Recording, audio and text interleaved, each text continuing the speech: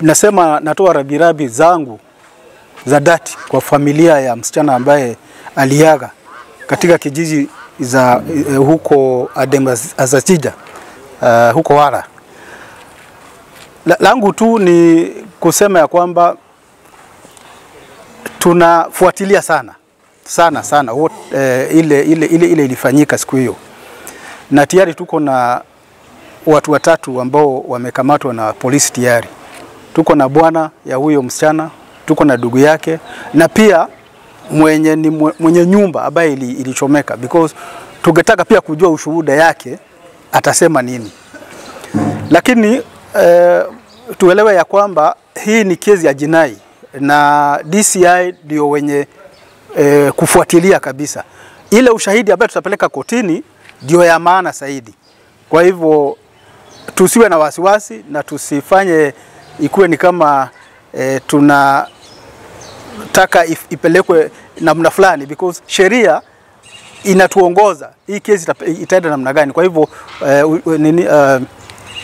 uchunguzi inaendelea, tuko makini kabisa, na kama kamati ya usalama kuna visa ambazo hatutakubali mambo ya masla. Tuseme kama hii kesi ambapo inaonekana kabisa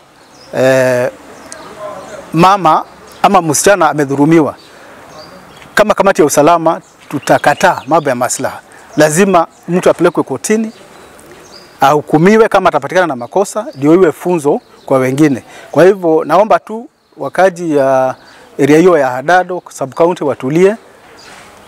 DCI wanafuatilia hii kesi na bila wasiwasi wowote mwenye hatia atachukuliwa hatua inatakikana. Wazazi waelewe ya kwamba kuoza msichana ambaye hajafika umri ya miaka 18 ni hatia. Ni hatia kabisa, na hata ukifanya kisiri namna gani itajulikana. Kwa hivyo pia ya kwamba unanyima ile mtoto nafasi ya kufikia kilele chake, kwa sababu kama ukipeleka yule mtoto shule, kama ungeruhusu mtoto asome, labda angekuwa mwalimu, angekuwa daktari, angekuwa mfanyabiashara mwenye hali ya juu. Lakini pia kisheria hairuhusu. Kwa hivyo natoa kumbusho pia kwa machief, assistant chiefs, wazee ya vijiji ya kwamba hii kitu isifanyike kwa area yako, sababu ikifanyika kwa area yako inaonekana wewe unazebea kazini. Mambo ya kuoza watoto ambao hawajafika miaka ya kuolewa ama hawajatimu miaka ya 18, hiyo tujaribu ilahani. Viongozi wa dini tushikane pamoja, viongozi wa kisiasa tushikane pamoja, viongozi wa administration gao tushikane pamoja, tuweze kukemea jambo hili.